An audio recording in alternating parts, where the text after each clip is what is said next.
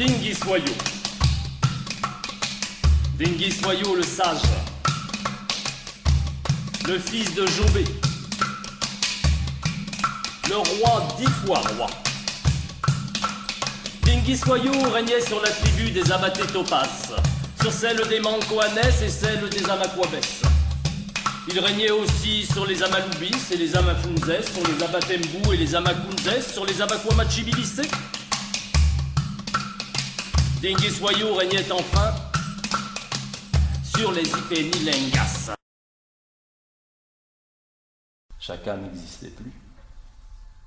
Chaka n'était plus qu'un bâtard, sorti d'un ventre déjà formé avant le mariage. Les 3 épouses du roi sont venues le voir. Elles lui ont dit: ton fils là, Chaka, tu vas le chasser. Et sa mère aussi. Et lui, il a dit: mais j'aime Chaka, j'aime Nandi. Elles lui ont dit: tu vas les chasser. Sinon, nous révélerons à Dingui Soyot la faute que tu as commise avec Nandi avant le mariage. Senzangakona était un tout petit roi. Son pouvoir ne s'étendait pas au-delà des 10 villages qui encerclaient sa capitale, elle-même petit village.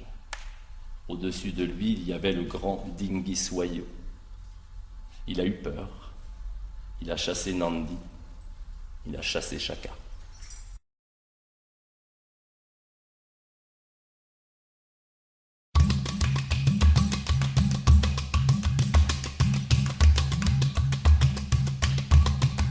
Les années ont passé et Chaka a grandi au village. Un jour, on lui a confié la garde d'un troupeau de vachettes. Près de lui, d'autres enfants gardaient de petits troupeaux. Le premier jour, les jeunes ont observé Chaka.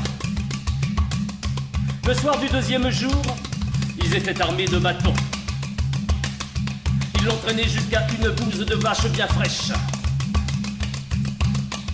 Ils lui ont dit: Seigneur Chaka, toi le bâtard, le fils de la putain du roi, mange! Juste avant d'arriver dans la capitale de Dingui Soyot, Chaka a vu au bord du chemin, assis dans le sable, 2 hommes qui visiblement le regardaient venir. L'un des 2 était jeune, grand, costaud, avec une bouche immense qui lui fendait le visage en 2. L'autre était petit, bossu, difforme, avec des oreilles si longues que le lobe en pendait comme celle des éléphants. Chacun s'est approché, il leur a dit: mais qui êtes-vous? Et le plus grand, le plus jeune, a dit: nous sommes tes anges gardiens. Nous sommes envoyés par Issanoussi pour veiller sur toi. On m'appelle la bouche. Je parlerai pour toi. Et lui, là, le bossu, on l'appelle l'oreille, Ndlébé. Il écoutera pour toi.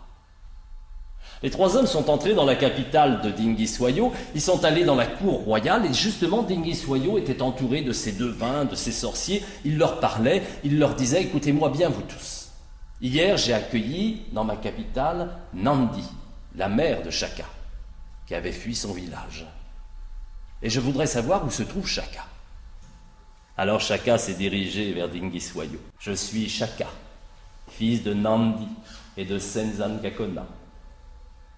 J'ai dû fuir mon village pour échapper à la mort, et je te demande de m'accueillir dans ta capitale.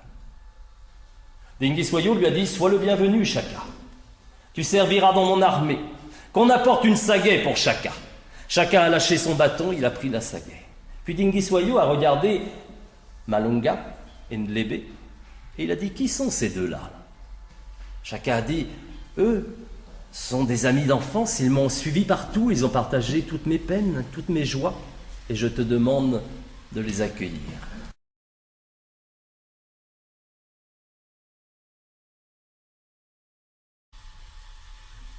Le lendemain, Chaka a fait venir dans son petit village sa mère et puis sa femme. Quand Nandi est arrivée, elle lui a dit: mais où sont les jeunes hommes qui habitaient ici jadis et ceux qui t'avaient obligé à manger la bouse fraîche? Chaka a dit: ceux-là, ma mère, je les ai tués avec ma sagaie. Et ceux qui t'avaient obligé à montrer ton intimité, Ceux-là, ma mère, je les ai tués aussi. Et ceux qui m'humiliaient, moi, ceux-là, ma mère, je les ai étranglés avec mes mains. Nandi lui a dit, méfie-toi, mon fils, méfie-toi de la haine qui envahit ton cœur. Mais lui, il a dit, mais ma mère, tu connais le proverbe, on dit que si un chien te mord, il faut le mordre aussitôt, sinon il aura tôt fait de répéter partout que tu n'as pas de dents pour te défendre. Voilà comment parlait Shaka à sa mère. Mais à sa femme Noliwe, il parlait autrement. Pour elle, il laissait à l'entrée de la hutte sa sagaie, son bouclier. Pour Noliwe, le lion rugissant rentrait ses griffes et retrouvait le courage de la tendresse.